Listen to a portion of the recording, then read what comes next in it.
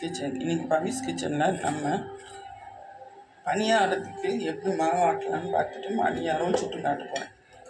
அதுக்கு இந்த டம்ளரால் 1/4 டம்ளர், அரை டம்ளர் கூட எடுத்துக்கலாம். அதுக்கு உளுந்து, அதே டம்ளரால் 1 டம்ளர் பச்சரிசி. மாவு பச்சரிசின்னு கேட்டு வாங்குங்க, அதுதான் கரெக்டாக இருக்கும்.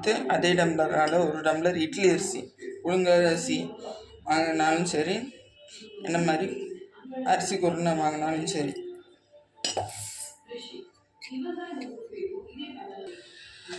அதே மாதிரி சின்ன ஸ்பூன்றனால 2 ஸ்பூன் வெந்தயம் போட்டு முங்குற அளவுக்கு தண்ணி ஊற்றுவோம்.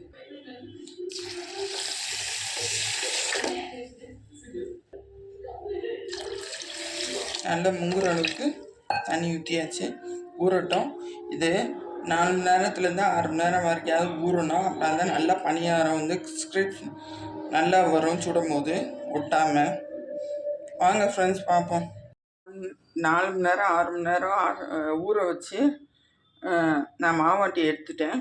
இப்போ வெஜிடபிள் பணியாரத்துக்கு செய்ய வேண்டிய பொருட்களை பார்ப்போம். அதுக்கு ஒரு பல்லாரி வெங்காயத்தை வெட்டி வச்சுருக்கேன்.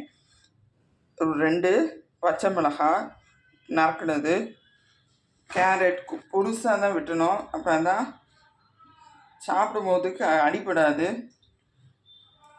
அதே மாதிரி முருங்கைப்பீன்ஸையும் குட்டி குட்டியாக வெட்டி வச்சுருக்கேன். இப்போ பேனை அடுப்பில் வச்சு இது பண்ணியாச்சு. அப்போ எண்ணெயும் சூடாயிடுச்சு. வெட்டின வெங்காயத்தை சேர்த்துக்கலாம்.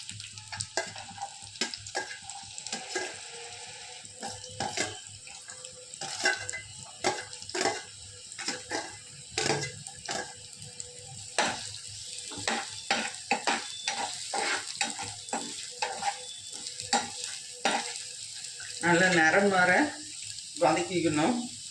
இப்போ நிறம் மாறிடுச்சு. பச்சை மிளகாய் சேர்த்துக்கலாம்.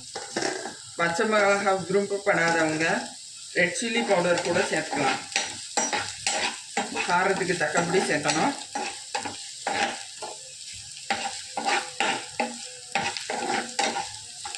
இப்போ பச்சை மிளகாய் நல்லா வதங்கிருச்சு. கேரட் சேர்த்துக்கலாம்.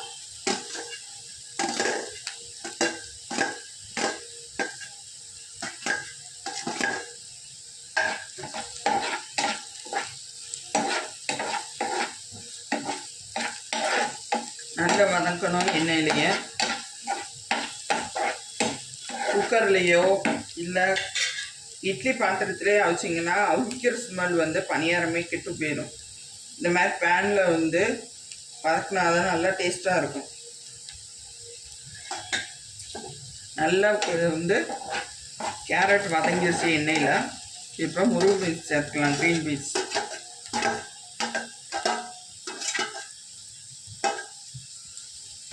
இந்த நேரம் உப்பு சேர்க்கணும்.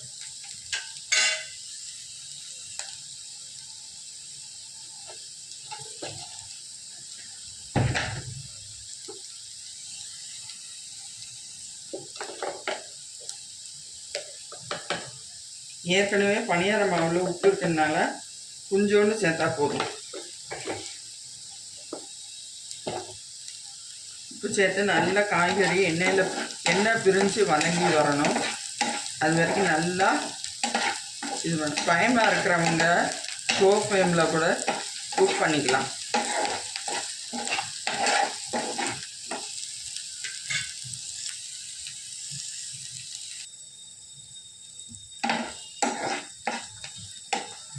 இப்போ நல்லா குக் ஆயிடுச்சு.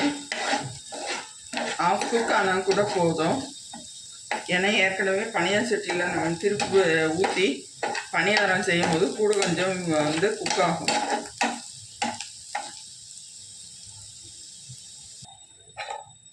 இப்போ பணியார மாவில் சேர்த்துக்கலாம்.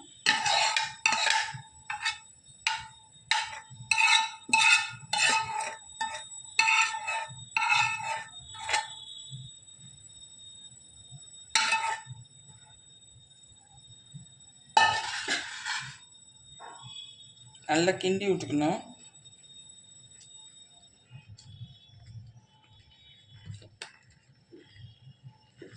சீக்கிரம் புளிக்கணும்னு சொல்கிறவங்களுக்கு ஆப்ப சோடா சேர்த்துக்கோங்க. அது வேண்டாங்கிறவங்க இப்படியே செஞ்சுக்கலாம். நான் ஆப்ப சோடா சேர்க்கல. இந்த கன்சிஸ்டன்சியில் இந்த பதத்தில் வந்து கலந்துக்கணும். இப்போ பனியார சட்டியை வந்து அடுப்பில் வச்சாச்சு. 1/2 ஸ்பூன் அந்த குழியில் ஊற்றுங்க. எண்ணெய் கூட கொஞ்சம் வேணுங்கிறவங்க ஊற்றிக்கலாம். கூட கொஞ்சமே ஊற்றுறேன், ஏன்னா என் சட்டியில் வந்து ஒட்டும்.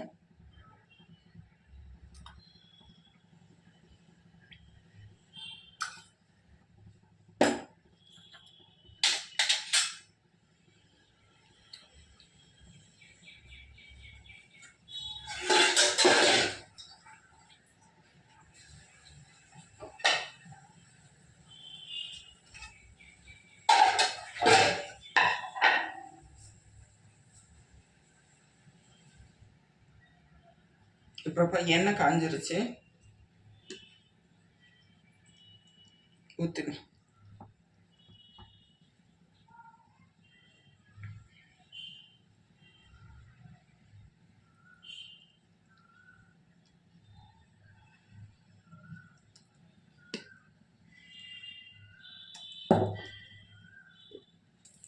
நல்லா எண்ணெய் கொதிச்சு வேக ஆரம்பிச்சிருச்சு. இன்னும் வேகணும், ஹீட் பண்ணும்.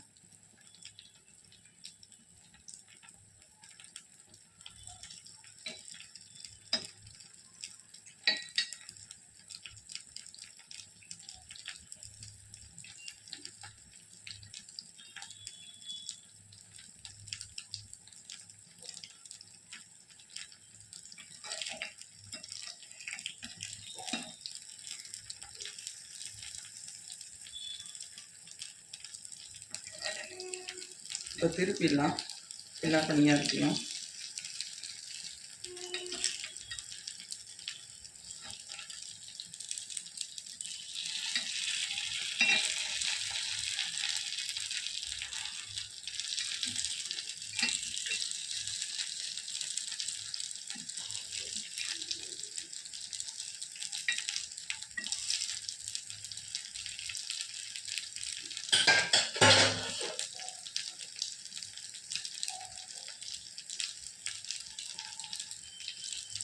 ஸ்பூன் ஈஸியாக இல்லாதவங்க கம்பி கூட, இந்த மாதிரி ஒரு கம்பி கூட எடுத்துக்கோங்க.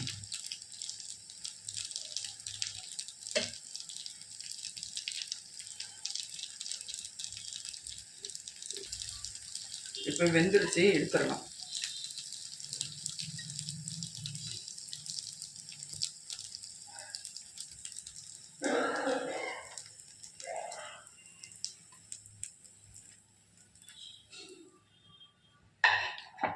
சின்ன பிள்ளைங்களுக்கு கொடுக்கும்போது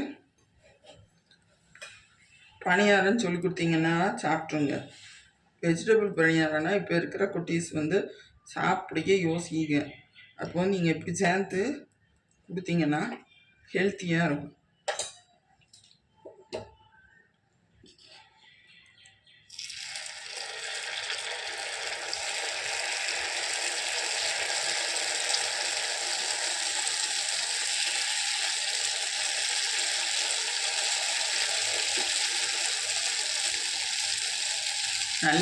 நல்லா எண்ணெயில் முந்தி வெந்தால் தான் நல்லா வேகும் வெஜிடபிள்ஸும் சேர்த்து. அதனால் கூட கொஞ்சமே எண்ணெயை ஊற்றலாம் தாராளமாக.